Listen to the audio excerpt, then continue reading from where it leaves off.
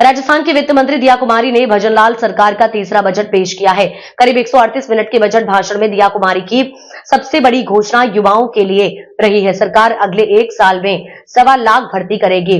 Private sector में भी 1.5 लाख नौकरियां दिलवाई जाएंगी। आपको बता दें कि फाइनेंस मिनिस्टर ने बिजली के बिल में भी राहत देने की कोशिश की है, लेकिन 150 यूनिट फ्री वाली घोषणा में सरकार ने कंडीशन लगा दी है। सरकार 5 लाख नए घरेलू बिजली कनेक्शन और 5,000 नए कृषि कनेक्शन भी देगी। वहीं पेयजल विभाग में 1050 नए टेक्निकल पदों पर भी भर्ती की जाएगी। अगले 1 साल में 1500 हैंडपंप और 1000 ट्यूबवेल्स भी राजस्थान में लगाए जाएंगे। राजस्थान में पत्नी के साथ खरीदी की 50 लाख तक की प्रॉपर्टी सस्ती होगी। सरकार ने बजट में स्टाम्प ड्यूटी में आधा % छूट की घोषणा की है। जयपुर में BRTS सिस्टम हटाने के साथ मेट्रो के नए फेज की भी घोषणा की गई है। दिया कुमारी ने राजस्थान में 9 नए ग्रीनफील्ड एक्सप्रेसवे और 15 शहरों में रिंग रोड बनाने की भी बजट की घोषणा की है। दिया कुमारी ने खाद्य सुरक्षा योजना में 10 लाख नए परिवारों को जोड़ने का ऐलान किया।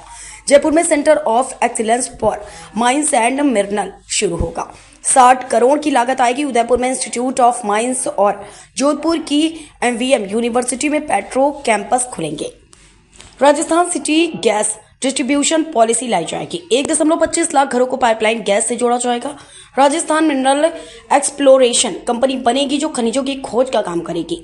पचपदरा रिफाइनरी से अगस्त में उत्पादन शुरू होगा। 2017 के समय हटाई गई वैट पर 50 लाख तक की डिमांड की राशि माफ। इससे ज्यादा बकाये पर ब्याज पेनल्टी पर छूट पूरी मिलेगी।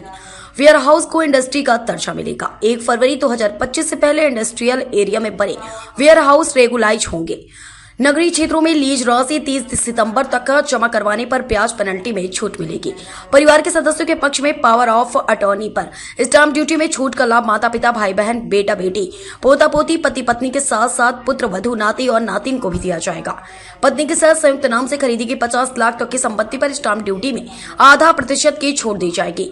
गोपाल क्रेडिट कार्ड पर स्टाम्प ड्यूटी माफ होगी। मोटर वाहन एक्ट के तहत राज्य के बाहर ले जाए गए वाहनों की समय अवधि 6 महीने से बढ़ाकर 2 साल किया।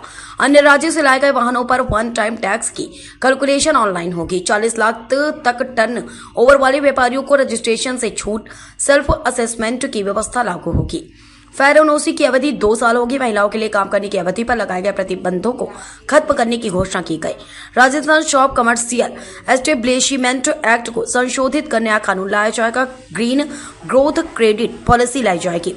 पहले से चल रहे उद्योगों को कई तरह की छूट मिलेगी।